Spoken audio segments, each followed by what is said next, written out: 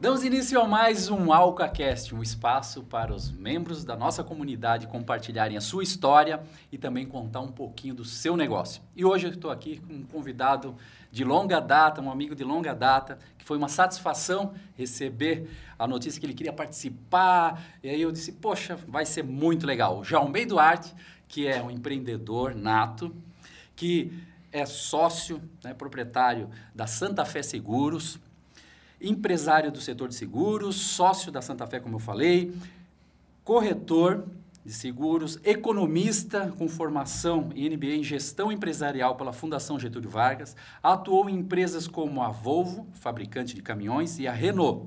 Também teve uma experiência muito bacana de 8 anos no setor público, ocupando posições estratégicas como secretário de Desenvolvimento Econômico, presidente da Companhia de Águas de Joinville e diretor executivo da Secretaria de Governo, todos na gestão do senhor Udo Deller, que foi de 2013 a 2020. Meu amigo, seja muito bem-vindo. Pô, Maicon, obrigado, né? Obrigado pela oportunidade de estar aqui, batendo esse papo, né? A gente... rever algumas histórias aí que a gente também viveu junto, né? Exatamente. E obrigado pelo Alca aí, pela oportunidade de a gente estar aqui. É uma satisfação e uma honra. Sabe que isso é recíproco, né? Igualmente, nós termos você como membro da nossa comunidade engrandece. E vocês que estão nos assistindo vão poder saber por quê. Vão conhecer um pouquinho da história de Jaumei. Jaumei, como é que você começa? Assim, você é natural aqui de Joinville? Sou joinvilense. É da terrinha? Sou joinvilense, nascido a 9 de março, Michael. Olha só! Então, joinvilense na Darcy Vargas. Então, joinvilense da Gema, né? Eu sou o caçula de 3 irmãos, né? Perdi meu pai muito cedo. Meu pai morreu quando eu tinha 12 anos, né? E aí comecei a empreender, a trabalhar muito cedo também, com 15 anos, no Banco Francês e Brasileiro, que era o banco que ficava ali na Jerônimo Coelho, aqui em Joinville. E depois do banco, fui para o Banco América do Sul, enfim, comecei a minha carreira aí, inicialmente em banco. Depois, nossa família tem um posto de gasolina, meu avô tinha um posto de gasolina, nós herdamos esse posto, começamos a tocar o posto, montamos um material de construção também. Esse material de construção, até hoje, o meu irmão é o proprietário, né? E passou um tempo, eu com meu irmão fizemos uma reunião, nossa família fez uma reunião, via que o negócio não dava para os dois, né? E aí a gente tomou a decisão de sair do negócio. E eu tinha conversado, um corretor de seguros, amigo meu, nosso corretor de seguros, à época, me convidou para vender seguros. E eu sempre fui um ótimo comprador de seguros. Mesmo nessa época, eu tinha seguro de vida, de carro, de casa, da empresa, tudo. E aí eu falei, pô, se essa frase está certa, eu vou ser um bom vendedor de seguros, então... E aí começou. Já consumia seguro, já tinha entendido, né, o porquê, a importância... Ele fazia muito sentido ter seguro para você. Perfeito. O seguro já fazia parte... eu já entendi a importância, né, de ter, né, como tu bem disse. Então, se essa frase está certa, se a gente não vende aquilo que não compra, eu sou um bom comprador de seguros, eu vou vender. E assim comecei a minha vida, né, empresarial, daí já com 23, 24 anos na área de seguros. Mesmo assim, bastante jovem, né? Ainda jovem. Bastante jovem. Você, então, abriu uma corretora de seguros ou foi trabalhar primeiro? Não, eu fui trabalhar com o meu corretor, que era meu amigo também, e é meu amigo até hoje. E aí eu fui trabalhar com ele. Aprender ali, como aprender, é que funcionava. E aí eu comecei... É mágico o porta a porta, Maicon, né? E eu comecei a vender de porta em porta. Naquela época, os seguros patrimoniais, eles tinham cada seguro cada atividade tinha uma taxa e cada cobertura. Então, só para a gente, quem está nos assistindo entender, né? Então, o seguro de incêndio de uma panificadora tinha uma taxa. O seguro de incêndio de um posto de gasolina é outra, né? Porque conforme a taxa de risco. A taxa de risco. E aí a cobertura de vendaval, danos elétricos, vidros, enfim, todas as coberturas que compõem o seguro, cada um tinha uma taxa diferente conforme a atividade. Eu falei, poxa, mas se cada vez que eu parava na frente do cliente, eu tinha que ficar virando aquele livrinho para lá e para cá, era um livrinho que a gente pegava as atividades, aí ia ver as taxas e tal. E eu falei, pô, isso aqui não está certo, eu fico demorando tempo aqui. Aí eu fiz o seguinte, eu falei, o que mais tem? Eu falei, mas tem panificadora e farmácia. e eu decorei as taxas de panificador e farmácia. E eu fui de farmácia em farmácia, panificadora em panificadora. Peguei uma avenida, várias avenidas, mas peguei uma avenida e comecei num sábado à tarde e comecei a vender seguro e foi assim que tudo começou. Interessante. Faz lembrar de um filme, né, que tem, do porta a porta, né, o quanto ele é eficiente. Né?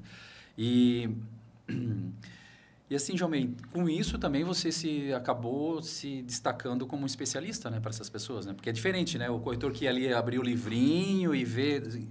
E tu chegar já de bate pronto e já saber as taxas, tudo saber tudo certinho para aquele empreendimento, né? Eu acho que isso acabava impressionando, né, de alguma forma, o meu cliente ali, né, o prospect, o meu cliente. Mas, Michael, eu acho que na verdade, as pessoas viam um rapaz jovem de 23, 24 anos, está aqui batendo na minha porta.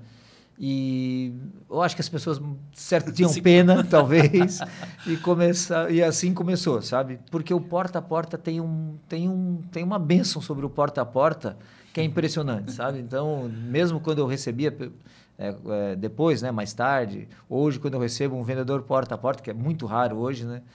Mas eu dou valor porque lá no passado também me deram valor, né? Uhum. Então, e eu acho que é isso, sabe? As pessoas começam... E aí, tu tem um bom discurso ali. Eu treinava bem isso, né? Na hora a abordagem com o cliente, né? Olha, eu sou corretor de seguros, está aqui meu nome, meu cartão e tal, sou João May Duarte e tal.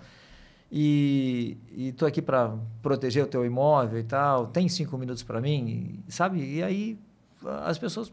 Pô, vou dar uns 5 minutos, eu quero ver o que sai daí, né? Talvez numa aposta assim, uma aposta misturado com pena e deu certo. Que bacana, Jamil. E quanto tempo, então, você abriu a tua própria corretora?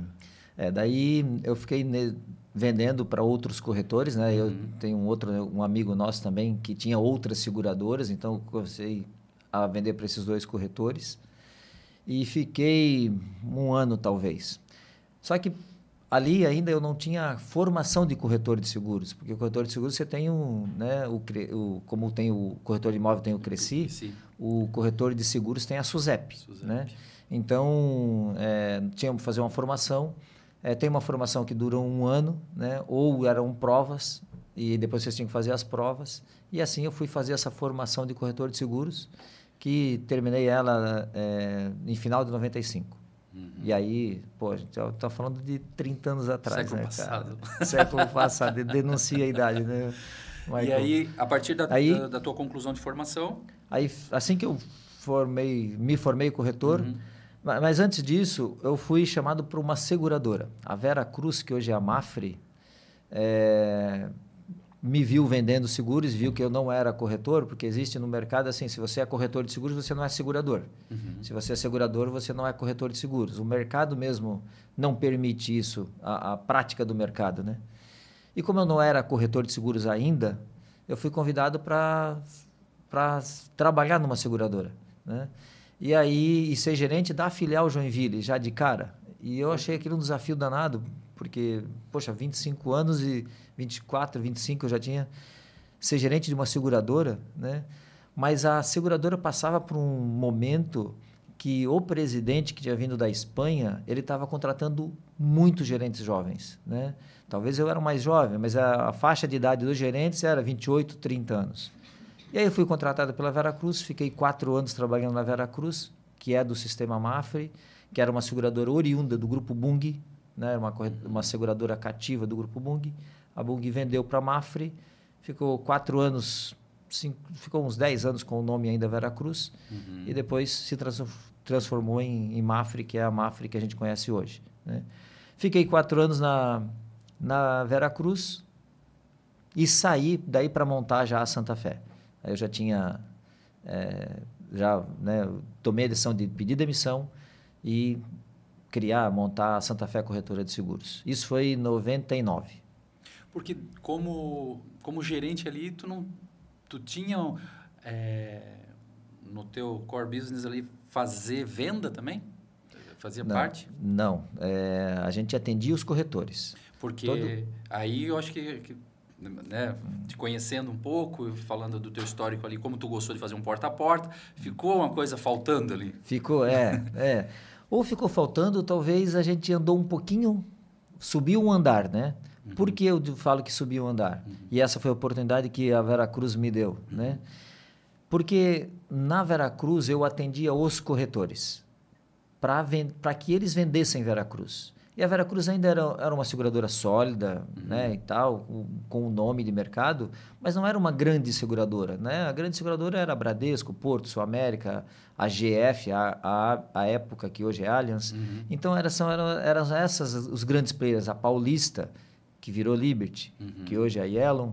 Então esses eram os grandes players. A Veracruz não era, estava lá em 7º, 8º no ranking.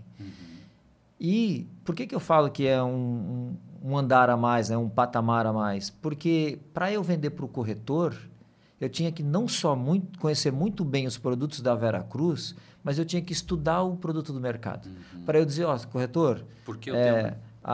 sei lá, né, pegar a seguradora, a Paulista. Ó, a Paulista, a assistência de guincho dela é só depois de 50 quilômetros da residência. O da Veracruz é na garagem. Então, eu tinha que estudar os produtos dos concorrentes para vender melhor o da Veracruz. Que isso no começo, isso que eu estou falando aqui, esse exemplo, era exatamente da época. Quando surgiu a assistência 24 horas, tinha uma carência de 50 quilômetros. Só podia pedir o guincho com 50 quilômetros. E a Veracruz foi a primeira seguradora que deu o guincho a partir da tua garagem. Não pegou na garagem, tu pode chamar o guincho. E esses diferenciais é que a gente foi levando, e aí tinha que falar para os corretores vender Veracruz.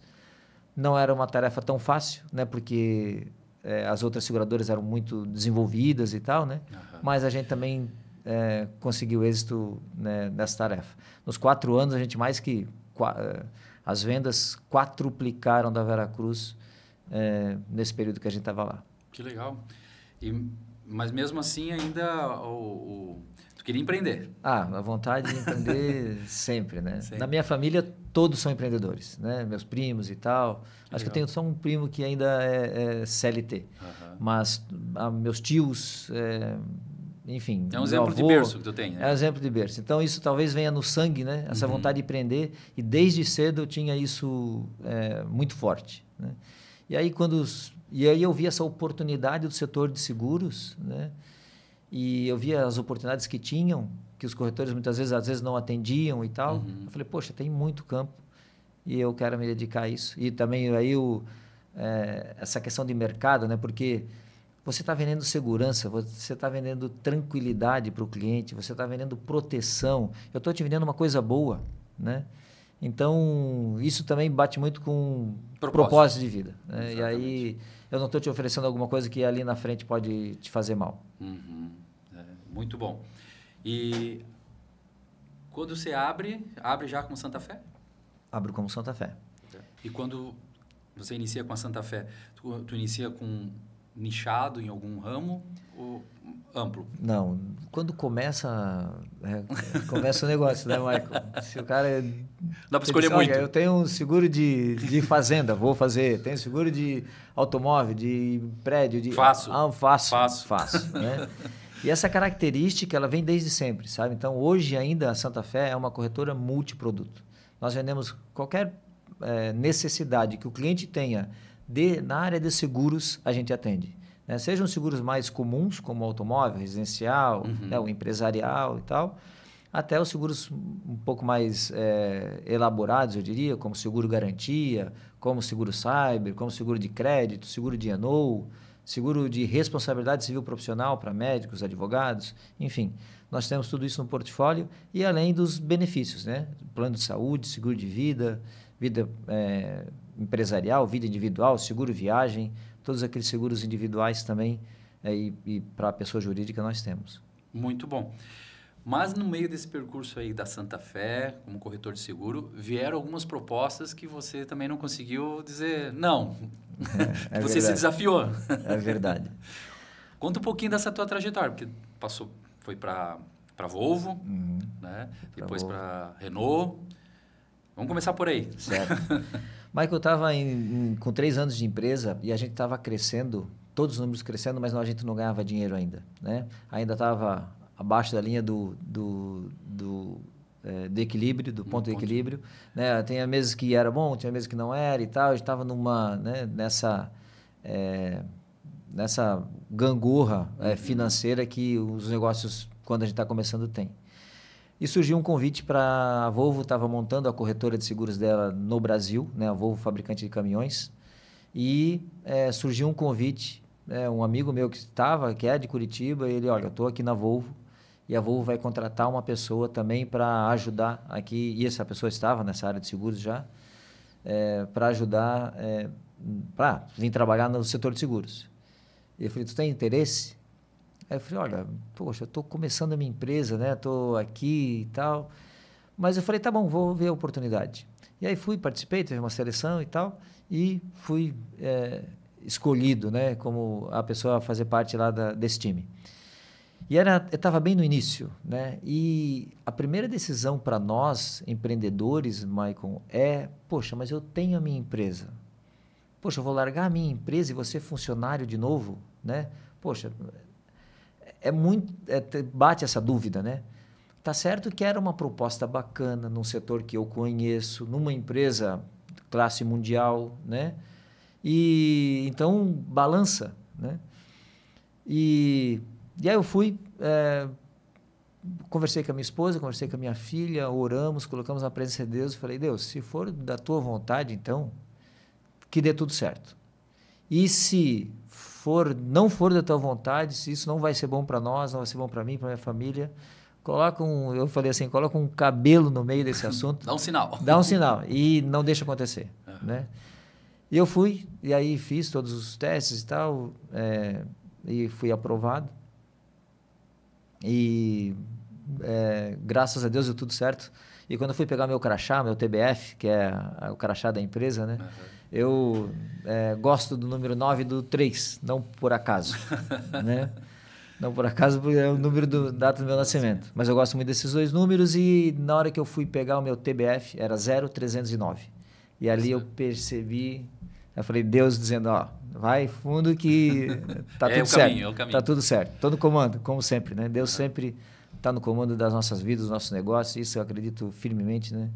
E ali eu vi que, eu falei, então agora, beleza, Foram 7 anos e meio de Volvo, trabalhei na área de seguros, uns 4, 5 anos, depois trabalhei na área de inteligência de mercado, desenvolvimento de negócios e representante de concessionária, desenvolvimento de concessionários, nesses 7 anos e meio. Tu entrou pela porta do seguro.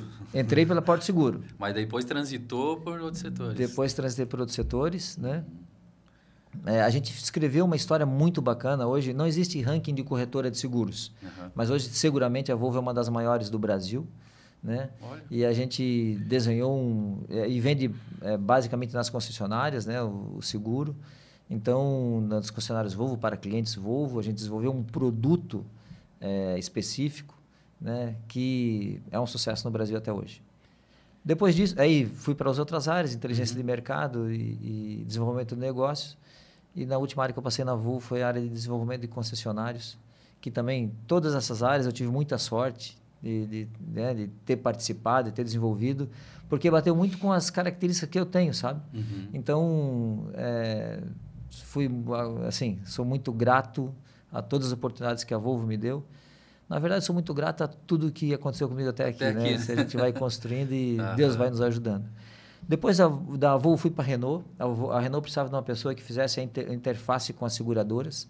E aí chegaram até mim e aí fui para a Renault. E fiquei quase 1 ano, mas aí eu não consegui me encaixar bem. Não consegui. Era um momento de vida que eu estava já com 43 anos. E eu dizia, poxa, eu quero voltar para Joinville, isso não saía da minha cabeça. Aí eu falei, pô, a hora é agora. Se eu deixar passar, e aí eu pedi demissão da Renault e voltei para Joinville.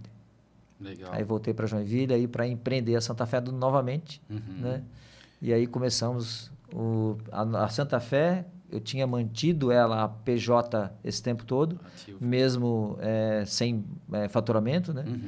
E na hora que eu volto daí, aí é só reativar tudo E começar o processo. E começar de novo. Começar de Porta novo. a porta. Não, agora não precisava mais do porta a porta, né? Já tinha uma experiência, já tinha conhecido clientes e tal.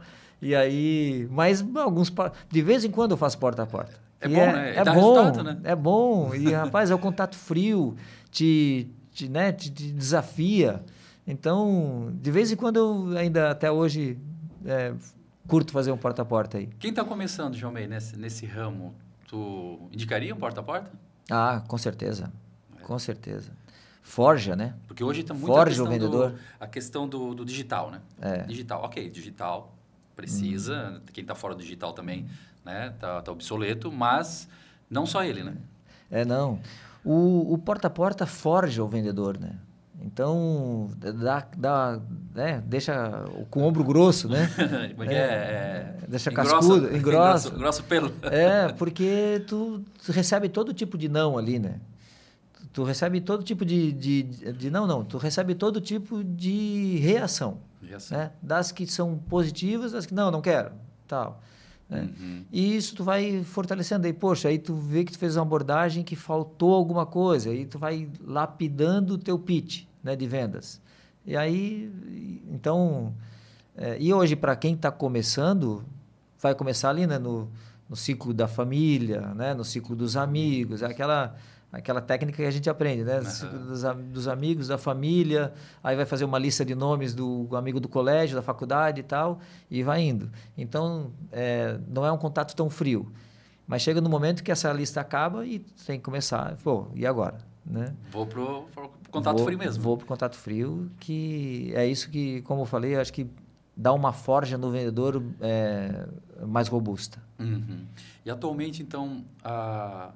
calma aí, antes de falar do atualmente, ainda nós temos uma parte importante que é a tua trajetória, né, no poder público. Tu passou, né, com uma posição muito importante, né, como secretário aqui na nossa cidade, uma cidade que, poxa, é referência em diversos aspectos. Sim.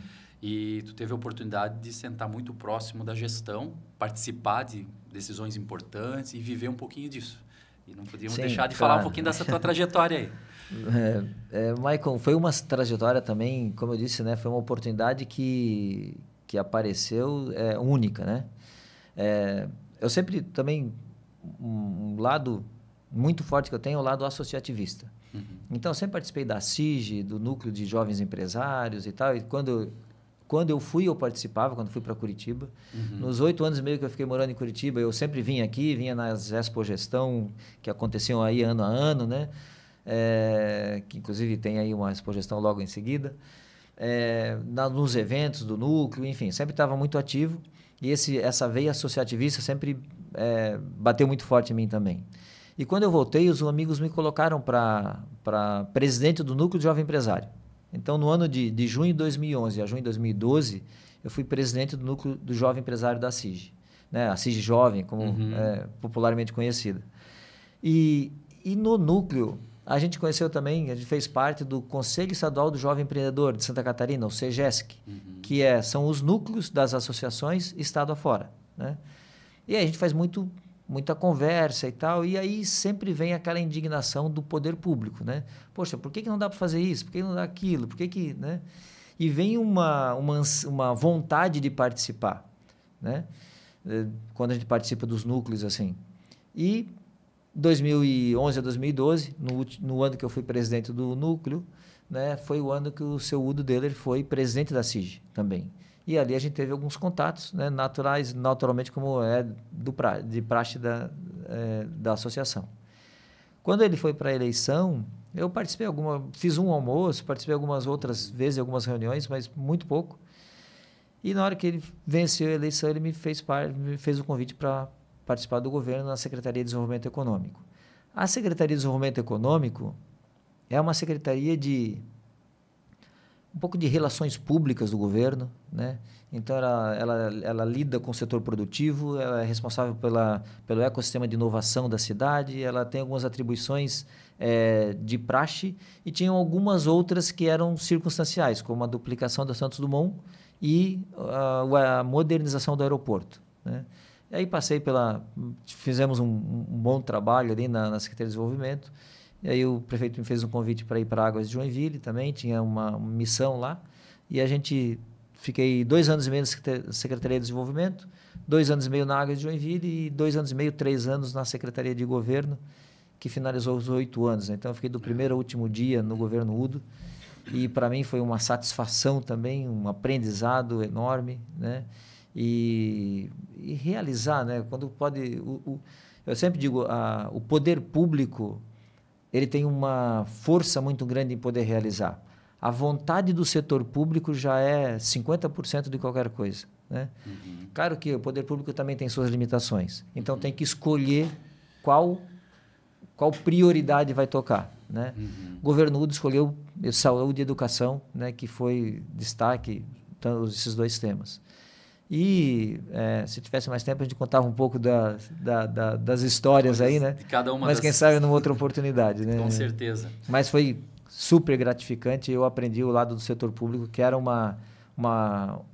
desafio que eu tinha e uma vontade que eu tinha de fazer parte do setor público, né?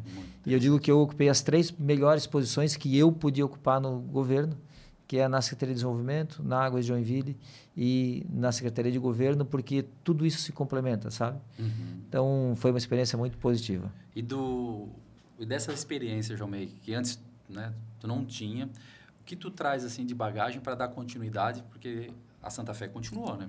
Sim, a Santa Fé continuava. E nesses 8 anos que eu fiquei no governo, tinha 2 funcionárias à época, né? Uhum. E elas tocavam a Santa Fé normal. Eu ia um período por semana, né? Às vezes, quando era possível. Que eu sempre priorizei o governo nesses 8 anos, né?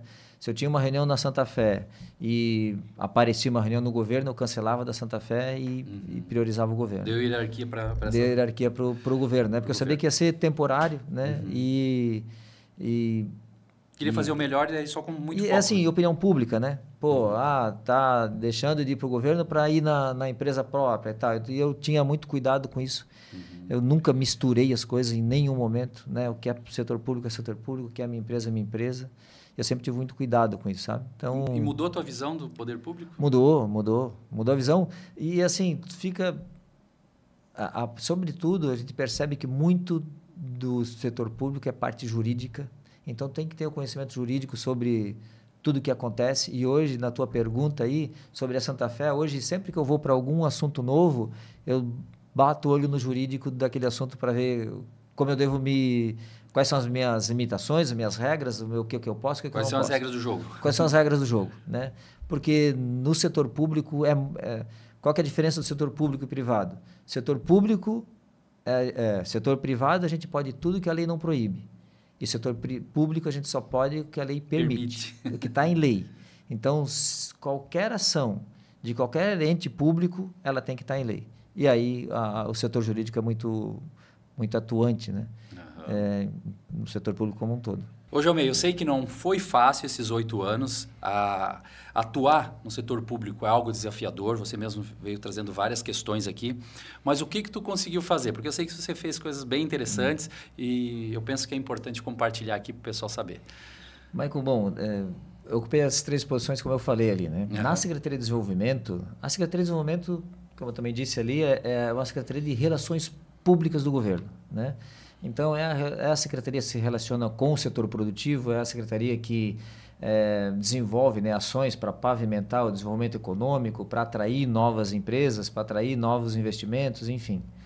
E em 2013, o prefeito nos deu uma missão que era 2 missões diferentes, né? Uma que era a duplicação da Santos Dumont e a outra a modernização do aeroporto.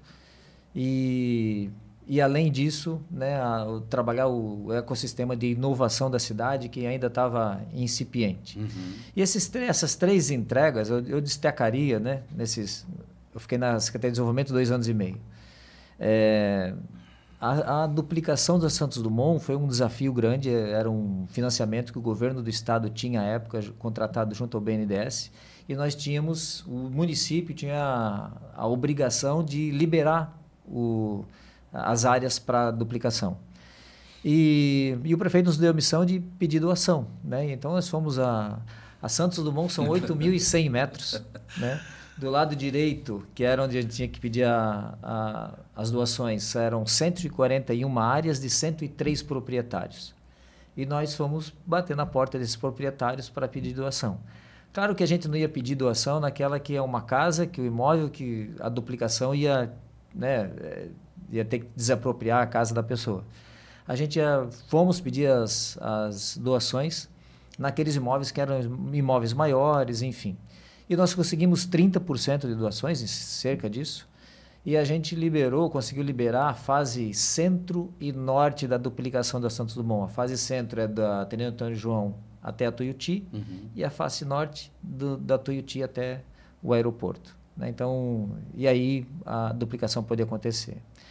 Na modernização do aeroporto, isso dá muita conversa, né? Mas o ILS é um equipamento que ajuda, né? Contribui, é moderno, é utilizado no mundo inteiro e contribui para a aproximação das aeronaves.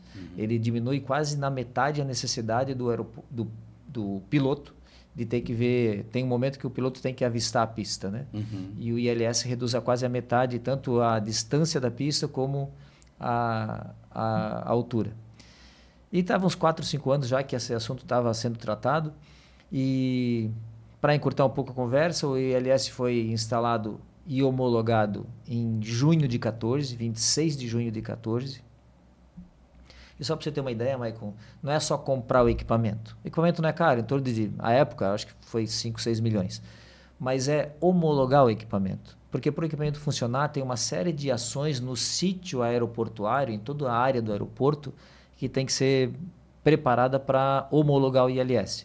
Por exemplo, aquela ruazinha lá do Cubatão, logo depois do aeroporto ali, nós tivemos que desviar o curso dela, porque ela estava no eixo de 75 metros do eixo central da pista. E tinha que ser além disso, para a gente homologar o ILS. Foi por isso que a gente desviou aquela rua lá do Cubatão. Homologado ILS em 26 de junho de 14, a Infraero fez um retrato em um ano, até 26 de junho de 15, né? 102 voos teriam sido cancelados, a aterrissagem, por conta de situações climáticas adversas. E com o ILS apenas um voo foi cancelado por questão climática adversa. Muito então, bom, né? Importante o pessoal saber disso, porque muitas vezes isso passa batido. A efetividade que o ILS dá no aeroporto é incrível, sabe? E por isso que eu digo, Michael, que a gente tem que usar o aeroporto de Joinville. Também em 2014 nós instalamos, a Infraero instalou a nosso pedido, o sistema Elo, que é aquele túnel climatizado que não pega chuva nem sol e tal. E só para a gente finalizar esse assunto, o ILS somente 8 cidades do interior do Brasil tem. Entre eles, Canoas, que é base aérea, Campinas e Guarulhos, que são aeroportos, né? O destaque deles, e Curitiba também. Então, somente Curitiba, São José dos Pinhais, né?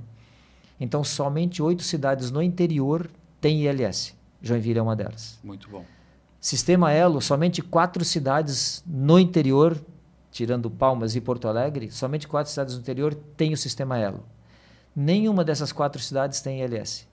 Então, a gente pode dizer que o aeroporto de Joinville é um dos mais modernos do interior do país, sem nenhuma dúvida disso. Muito bom.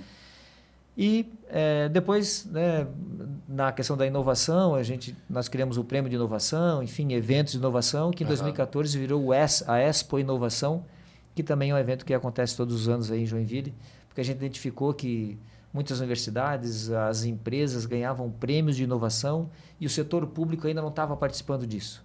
E aí a gente criou o Prêmio de Inovação, e que veio a ser depois a Expo Inovação, que acontece todos os anos agora. Na Águas de Joinville, Michael, eu vou destacar 3 indicadores. Primeiro, resultado, né? Eu assumi a Águas de Joinville em junho de 2015 e deixei a Águas de Joinville em janeiro de 2018. Em 2015, o resultado foi de menos 2,9 milhões. Eu estou falando de resultado operacional. Se a gente olhar para a última linha do balanço, houveram outras situações que nos favoreceram, o resultado foi melhor, mas o resultado operacional da Companhia Águas de Joinville foi de menos 2,9 milhões em 2015, ou seja, um prejuízo. Em 2016, 25 milhões de lucro. Em 2017, 29 milhões de lucro. A Companhia Águas de Joinville é uma companhia importante, né? À época faturava em torno de 200 milhões por ano, nós tínhamos 384 funcionários diretos e é uma companhia pessoas bem formadas que trazem o saneamento na veia, sabe? Uhum. Gostam do que fazem. É uma companhia exemplar, tem várias boas práticas de gestão que são adotadas na companhia. A companhia é regida pela Lei 6.404, que é a lei das SA, e pela 13.303, que é a lei das estatais. Então, tem uma série também de instrumentos que a companhia utiliza. É importante a gente saber disso também, da boa gestão e da excelente qualidade dos servidores, né, dos funcionários da Companhia Águas de Joinville. E na Secretaria de Governo, né, como diretor executivo, eu fazia articulação política com a Câmara de Vereadores, e aí eu destacaria um projeto que nós aprovamos em 2019, que é um instrumento urbanístico, que é a Lei da Outorga Onerosa, a Lei do TDC, né, Transferência de Direito de Construir, Direito de Preempção, Direito de Superfície, IPTU progressivo, enfim, que foram esses instrumentos que permitem à cidade, que dão um norte de desenvolvimento para a cidade. Vou dar um exemplo, né? Hoje em Joinville, qualquer construção pode ter no máximo 45 metros de altura. A outorga onerosa permite que leve essa construção até 90 metros de altura. Uhum. E como é que eu compro outorga onerosa? Tenho duas formas de comprar. Ou você compra direto na prefeitura, né? A construtora compra direto na prefeitura e tem um valor para isso, ou ela compra de quem tem outorga. Então, por exemplo, aquelas pessoas que têm uma casa tombada, né? E ali, naquela região dela, o potencial construtivo é de 45 metros. Né? Então, ela tem um potencial em mãos que ela não pode exercer, porque aquela residência é tombada. E aí ela detém esse potencial construtivo e ela pode vender para alguém. E foi isso que agora, né, o governo inteligentemente também usou para fazer a desapropriação e a duplicação da parte sul da Santos Dumont, né, que é essa parte que vai da João Colim até a Tenente Antônio João. E o governo utilizou, legalmente elevou o potencial construtivo daquela região para que as pessoas pudessem fazer a desapropriação, né, enfim. Então, muito bom, resumidamente, né, foram essas 3 entregas. Claro que tem muito mais história. Tu participou da lote, então, ali da... A gente participou do Conselho da Cidade também e da aprovação. A lote foi um pouco antes, né? A aprovação da lote. Mas esses instrumentos urbanísticos foram em 2019. A lote, se eu não me engano, foi em 2017. Né? Okay. E esses instrumentos foram em 2019, que hoje permitem, né, dão um norte, como eu falei, né, para o desenvolvimento imobiliário da cidade né, para onde a cidade quer crescer, aonde é permitido crescer, onde tem espaço para crescer. Onde tem infraestrutura. Olhando para o adensamento. Né? Joinville é uma cidade muito espalhada, né, o que a gente sempre fala, e isso tem um custo muito alto, né, porque é energia em cada ponta da cidade, saneamento básico, água, esgoto, né? Tratamento de esgoto, a água fluvial, então tem muito... a estrutura urbana é muito asfalto, né? demandada, né? Asfalto, e aí linha de ônibus e tudo mais, né? Então, a ideia, e esses instrumentos vieram para isso, para estimular o adensamento da cidade. Né?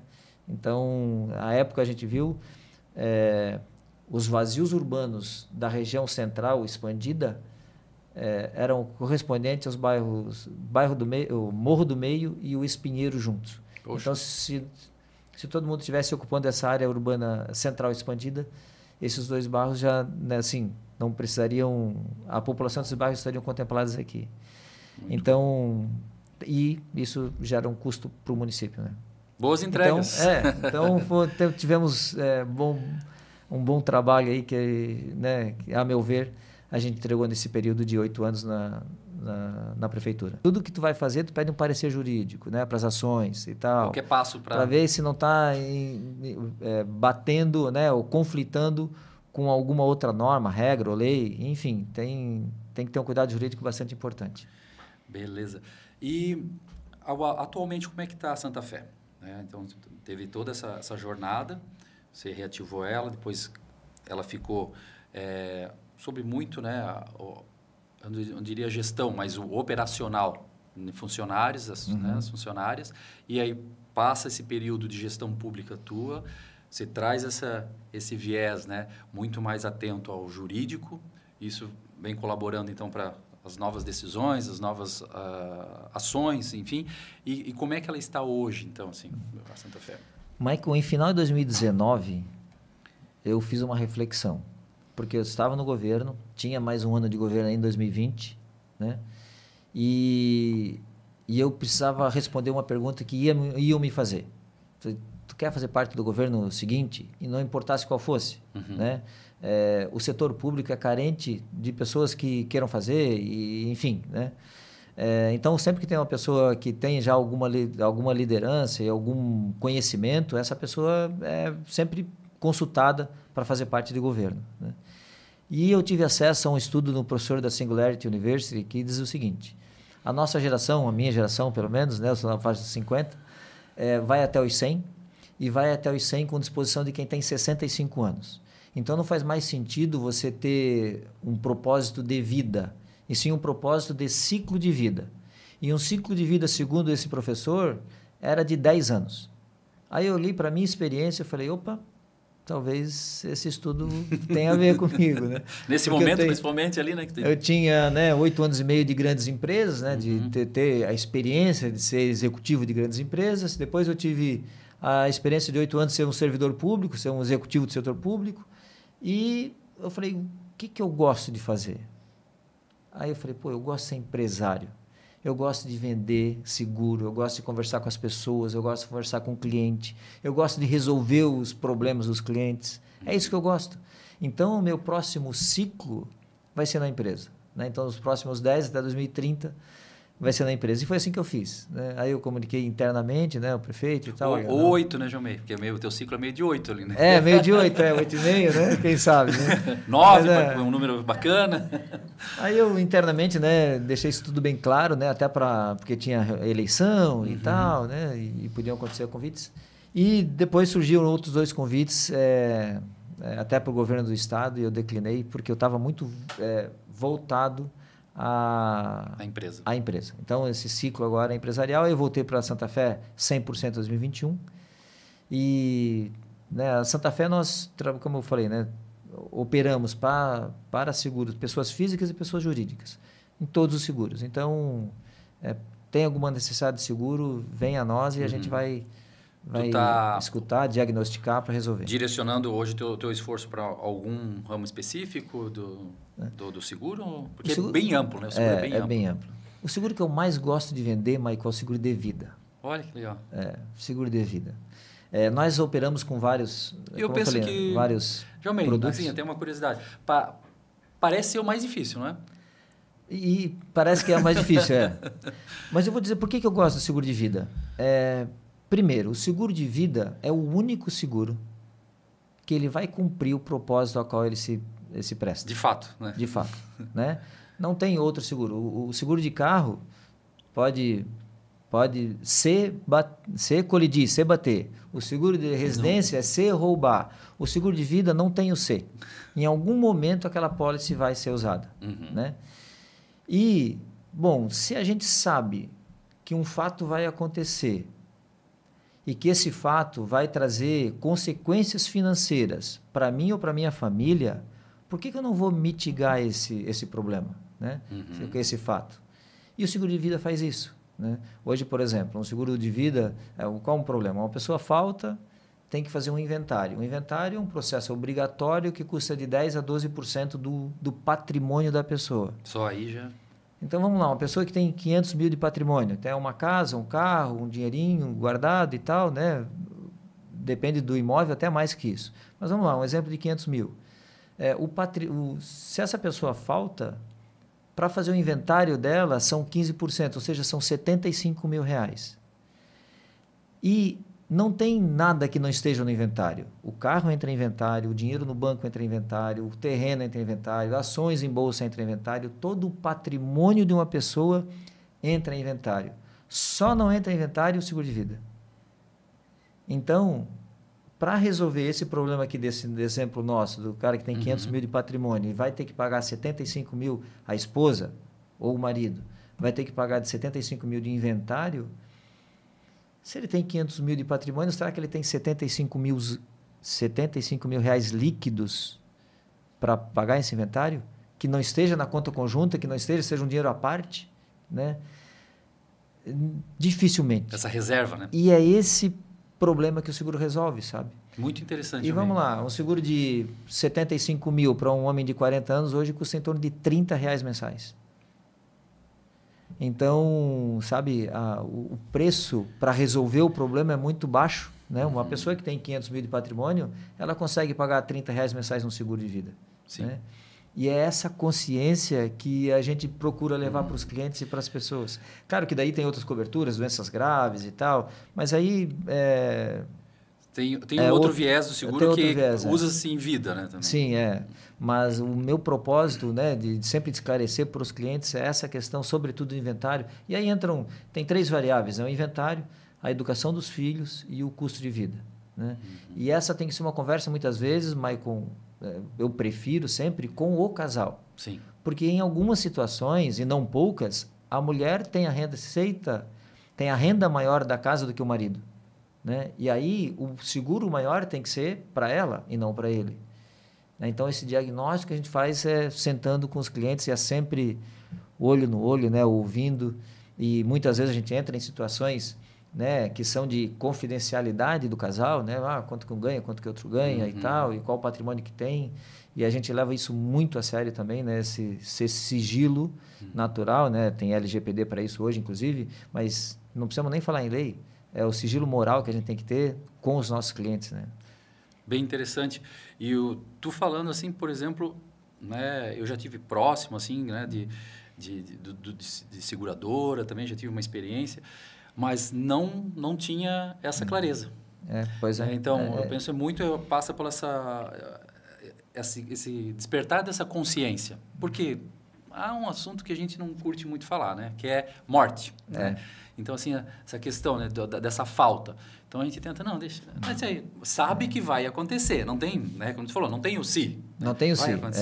Só que falar disso é delicado, né? Então, tem que ter eu diria, ter uma sensibilidade para chegar na pessoa, trazer essa clareza e resguardá-la, né? Porque, poxa, já também agora aqui, refletindo, já é um momento difícil da perda. Eu tenho que lidar ainda com arcar com mais um ônus. Né? Exatamente. Por conta de não ter conhecimento, muitas vezes, por ignorar. E, Maicon, eu costumo dizer para alguns clientes, inclusive, olha, a pergunta vai vir. O sujeito faleceu, está ali no velório ainda e tal. A pergunta vai vir, talvez até no velório, talvez até de algum familiar próximo ou de algum amigo, né? Ou no máximo do dia seguinte. Ele tinha seguro? Ela tinha seguro? Essa pergunta vem, não vem? Né? É natural. E aí eu falo para os clientes, tu vai deixar que essa resposta seja não? Né? É uma questão de responsabilidade, né, nossa, né? De deixar a nossa família, pelo menos não passar a gente não deixar problemas para eles. Né? Então, eu acho que essa é uma responsabilidade grande que nós temos, né? Principalmente o marido, né, o chefe do lar, né, ou a esposa, né, de trazer esse assunto, discutir e faz o mínimo. Não gosto e tal, não gosto de produto. Tem alguns que falam que chama a morte, tem uns que falam que né, vou deixar para fulano, não sei o quê, vou deixar para o Ricardão e tal. Será que esses preconceitos são maiores do que a responsabilidade que a gente tem que ter com a família? Né? Essa é a pergunta que a gente tem que responder. Né? Muito bom mesmo. Vamos falar de uma coisa muito interessante. Vamos lá. Que tu também não consegue parar assim, né? Né? Não é só, é muita coisa, né? Gerir uma empresa, mas tu sempre está inventando umas coisas diferentes, a mais. Primeiro, o associativismo ainda corre na veia, assim? Corre na veia. Eu sou associado, né? Sou membro, sou conselheiro, faço parte do Conselho Deliberativo da CIG, né? Legal. Também presidi o Convention Bureau daqui de Joinville, né? E faço parte, sou membro hoje do Convention. E também do Sincor, né, que é o Sindicato dos Corretores de Seguros, né, do estadual, também faço parte do Sincor. Sou social do Sincor. E então tu corre para lá, corre para cá e ainda encontrou um tempo para desenvolver uma corrida, é isso? É verdade. É verdade. Nós temos a Santa Fe Run, né, que é uma corrida que a gente faz anualmente. E aí a gente juntou um pouco de ideologia, de vontade, de gosto, né? Porque eu sempre, desde 2000 eu corro corrida de rua, né? E com esse link de buscar linkar seguro de vida com qualidade de vida com seguro, né? E aí a gente idealizou a Santa Fe Run. Nós temos um parceiro muito bacana, que é o Luiz Silva, o Luizão da Number Sports. Ele é nosso parceiro, nosso sócio na corrida, né? A gente organiza a 4 mãos. E a corrida é sempre no anel externo do Perini Business Park. O nosso escritório hoje é no Ágora Tech Park. E a corrida a gente desenvolve dentro do Perini. É um local seguro, plano, pavimentado. O corredor que já corre, né, mais experimentado, ele gosta de fazer o pace, né, que é o tempo, né, baixar de 5, de 4, de 3 e pouco, né, por quilômetro. Então, é um ambiente bom. E para aqueles que querem iniciar, que esse é o grande estímulo, o grande foco e o propósito da Santa Fe Run, a gente tem o 4,5, que é corrida e caminhada, né? Então, a gente criou a Santa Fe Run em 2022, e o propósito dela é estimular a prática de exercícios físicos em família. Que legal. Por então, isso que... O percurso seguro, 100%. Uma distância bacana, pode ser caminhada, pode ser corrida. Então, assim, é para iniciante mesmo. Para iniciante, para né? Família. A gente até quebrou, né? Geralmente é 5 e 10, a gente quebrou o 4,5 e 9, até para... psicologicamente não é 10, não é 5, é 4,5, é 9. Né? E o 9 tinha que ter, né? E o 9 tinha que ter, né? Muito bom. E esse ano tem a edição... Tem edição, 3 de maio agora. Né? Tá aí, né? 3 de maio. E a gente faz a gente trouxe a corrida para cumprir esse propósito. A gente analisou o seguinte: todas as corridas de rua, geralmente, é domingo, 7 horas da manhã ou até mais cedo, né? E se eu quero estimular a prática de exercícios físicos, é mais fácil não ser tão cedo, né? Porque aquele cara não quer... Não, vou acordar começar, cedo. Né? Porque se a largada é às 7, tu tem que acordar às 5h30, né? Depende do local onde é. Então, a gente trouxe para a tarde, para o período da tarde, do sábado à tarde. Então, a gente começa a programação às 15 horas, tem uma banda lá que vai estar lá, o Conexão Tames, uma banda super show. Para dar uma energizada. Né? Para dar uma energizada na galera e dar aquele ânimo. E aí tem ativações, né? Lá, o aquecimento e tal. E 15 horas inicia, 17 é a largada, 19 é a premiação. Nesse meio tempo tem uma série de atividades. Tem o pessoal do Cangu, que é muito animado também, vai lá, faz a dança deles e eles correm também. Então, sim, também muito bacana. Pode caminhar, pode correr, pode pular ainda. Pode fazer pular, o percurso pulando. E tem os kits também, que é uma corrida super animada, né? Que é a criançada correndo e eles levam muito a sério aquela energia. E aí tu vê uma criança com a medalha, com a camisa. Poxa, meu Jamei, parabéns, porque eu tive a oportunidade de estar aqui conversando sobre isso com você. Está me estimulando. Vamos lá. O Alca vai estar lá presente. Eu vou estar lá representando o Alca e convido, né, todos da comunidade. Vamos prestigiar, é algo saudável, algo que tem uma energia muito boa, já participei. Realmente, né, traz uma energia gostosa. Assim. Pode fazer merchan aqui? Claro. @SantaFeSegs, lá na link do bio, na link da bio lá, tem a inscrição. Vai até dia 22, quarta-feira. Vamos aproveitar, então. Tá finalizando aí. Então vai lá, se inscreve e curte lá. Vai ser um sábado à tarde muito bacana. Deus sempre tem nos ajudado com um tempo muito bom, né? Tomara que esse ano tenha também. Ótimo. Estamos caminhando para os nossos finalmente.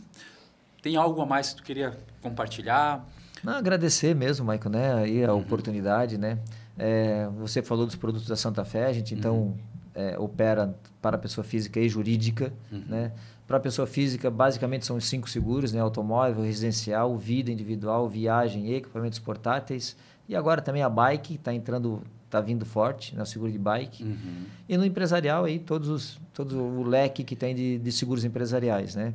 Desde o seguro da empresa propriamente dito, como seguros garantia, seguros de E&O, seguro cyber, plano de saúde, seguro de vida empresarial, enfim, né? Todas as necessidades que tem. Quem quiser tomar um café contigo lá para entender um pouquinho melhor esse portfólio que tu tem de opções para deixar a vida dela mais segura? 999956090. Meu celular, liga, né? Manda um WhatsApp, né? A gente bate um papo, vai ser uma alegria receber, né? nosso, de quem está nos assistindo, enfim, lá na Santa Fé. O escritório é no Ágora, né, no Ágora Hub, no primeiro prédio ali, dentro do Perini Business Park, aqui em Joinville. Né, e vai ser uma satisfação poder recebê-los lá. @Santa Fé Segs, né, no Instagram, no LinkedIn Santa Fé Seguros, no Facebook Santa Fé Seguros. Então é fácil de achar. O site santafeseguros.com.br. Digitou Santa Fé Seguros, vai te encontrar. Vai encontrar a gente. Ótimo. Vamos fazer um bate-bola. Vamos? De corrida tu é bom. Agora vamos ver como é que fica o bate-bola. Ai. Jalmei, um livro que todo empreendedor devia ler. O livro... Bom, pode ser clichê, né? Mas a Bíblia, né? A Bíblia. Mas tem um livro que eu li muito cedo e que hoje pouco se fala dele. O Maior Vendedor do Mundo. Og Mandino. Esse aí é... Muito bom. Que é uma Bíblia do vendedor. Muito bom mesmo. Um hábito que te ajuda a ter sucesso. Acordar cedo. Um erro que você aprendeu muito. Problema financeiro não se resolve com dinheiro. Aprendi isso aos 21 anos. Problema financeiro não se resolve com dinheiro. Uma frase que te inspira? Tem uma frase que me inspira, ore como se tudo dependesse de Deus e trabalhe como se tudo dependesse de você. Show. Esse eu acho que já deu para entender o que vai ser, mas fala aí, um hobby que faz você relaxar. Corrida. Um superpoder. Você gostaria de ter, assim, fosse para escolher... Ser um super vendedor, né? Ser um super vendedor no sentido de não só de vender seguros, né? Mas de vender as ideias, de vender qualidade de vida para as pessoas, né? A gente hoje em dia está tão polarizado em tudo, né? Se eu pudesse ter o superpoder de, vamos ter bom senso nas coisas. Conciliador. Ser conciliador e a gente viver melhor, acho que esse seria o superpoder. Um negócio que você admira... Amazon. Que não seja a Santa Fé, porque a Santa Fé a Amazon tem um livro chamado Fricção, que fala desses novos negócios tecnológicos, né? E que a gente tem que perder a fricção, né? Aí ele dá um exemplo, né, do Uber, que o Uber, hoje você pede um Uber e antigamente para você pedir um táxi você tinha que ligar no ponto e tal, né? Hoje você sabe qual motorista que vem, quantas estrelas ele tem, qual vai ser o valor da corrida, ou seja, não tem fricção nenhuma. E a Amazon é craque nisso, né? Com 2, 3 cliques tu compra o que tu quiser, né? E a Amazon, acho que eles têm como missão lá interna não criar fricção para o cliente. E a Amazon é um produto, uma empresa admirável. Um sonho ainda que está para ser realizado. Puxa, né? Ver a Santa Fé crescer aí e ser a maior e a melhor corretora de seguros de Joinville. Uma causa que você apoia? O associativismo. Eu gosto do associativismo. De ajudar as empresas a crescerem, né? E gerar conexões é um pouco do que o Alca faz, né? Isso, exatamente. Gerar essas conexões e, através de boas práticas, todo mundo crescer. O mercado é grande, Michael. O mercado tem para todo mundo, sabe? Se todo mundo se ajudar, não importa se é do setor ou não é do setor, concorrente ou não, né? Aliás, a concorrência é uma coisa que joga a gente para frente, né? Que faz tu estudar, faz tu ser melhor, faz se mexer. Então, o associativismo é muito bom. E aqui uma curiosidade, uma coisa estranha que você fez para conseguir um cliente.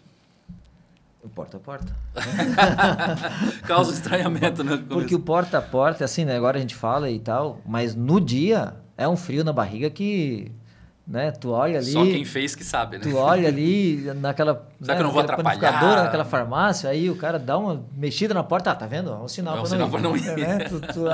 Tu quer achar 1000 motivos para tu não ir, né? Então, com certeza, e fazer o porta a porta atrás de clientes é a coisa mais estranha ou mais difícil, né? Talvez, que eu já fiz. Maior conquista? Eu sou muito grato com tudo que eu tenho, né? Graças a Deus, a minha carreira, as oportunidades que eu tive, foram oportunidades que foram se complementando ao longo do tempo. Então, eu sou muito grato com tudo que eu tenho. Pela trajetória. Mas a gente sempre, né, quer mais, né? Exatamente. E definição de sucesso a essa altura do campeonato para o Jalmei? é tu não dever para ti. Né? Verdade. Porque quando a gente tem as nossas metas, nossos objetivos, nós temos um caminho a trilhar, né? E se tu tem a disciplina para cumprir esse caminho, tu não tem dívida contigo. E aí, isso é o sucesso, porque daí tu vai estar cumprindo aquilo ali. Se tu não tem dívida contigo, tu está cumprindo o plano que é para ser feito. E isso vai te levar ao sucesso naturalmente. E um pouco assim, na hora que tu... É a questão de ir para academia, a questão de fazer uma atividade física, do tá pago, né? Então, isso é sucesso, né? Tu não ter dívida contigo mesmo. Ser comprometido consigo mesmo. É isso, né? Exatamente. E uma mensagem final para quem está nos assistindo aqui no AlcaCast. Poxa, acreditar em si, sabe, Maicon? Se tu vai ver qualquer livro, se tu vai ver qualquer biografia, eu gosto muito de ler biografias, né? E quase em todos eles nunca foi fácil. Não teve nenhum empreendedor que disse, não, comecei, tudo deu certo, eu tenho um toque de Midas e tudo virou ouro. Não. Não é uma linha reta, né? Não é uma linha reta, é uma Ascendente. linha, né? E tu vai conversar com qual que é o maior empreendedor do Brasil, talvez, Jorge Paulo Lemann, hoje, né? Tu vai perguntar para ele vai perguntar, acredite em si. Tu vai perguntar para um Guilherme Benchimol da XP, acredite em si. Tu vai perguntar para o Geraldo Rufino, né, que é um exemplo também de empreendedorismo, né, que saiu de muito, né, de baixo ali, camelô e tal. Tu vai perguntar para ele, acredite em si. A Bíblia diz para a gente acreditar na gente, né? Josué 1,9 fala, ser forte e corajoso, né? Então, você que está nos assistindo, acredita em você. Bota fé no taco, né? Desenha um plano de ação. Não importa se é empreendedor ou se não é empreendedor, se trabalha numa empresa. Coloca fé no taco, faz o plano, seja disciplinado a cumprir esse plano. Não é fácil. Tudo te joga para ter conforto, né? Tudo te joga para o sofá da televisão e não para o livro, para tu estudar, Mas, e assim, não precisa ficar workaholic também, né? Vai medindo as coisas, equilibra. Mas acredita em si. Eu acho que a grande mensagem é acredita em si, bota fé no taco, faz o que tem que fazer, ora e trabalha. Né? No meu WhatsApp, né, é fé e trabalho. Né? Então, é isso. Não tem... botar fé em si e fé e trabalho. Muito agradecido pela tua participação. Foi muito bom bater o papo contigo aqui, conhecer um pouco mais do Jalmey, conhecer essa tua trajetória muito interessante, conhecer um pouco mais sobre o mercado de seguro e só tenho a desejar, né, muito sucesso, ainda mais do que tu já tem, que realmente possa ser ainda mais próspero em sua vida, para você, para sua família, para os teus colaboradores, para a tua empresa. E você que está nos assistindo, gratidão por estar aqui conosco, compartilhar o seu bem mais precioso, que é o seu tempo.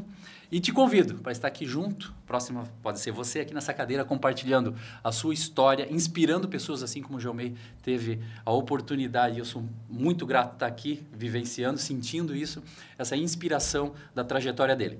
Fica o convite e até o próximo AlcaCast, o espaço para os membros do Alca compartilharem suas histórias e seus negócios.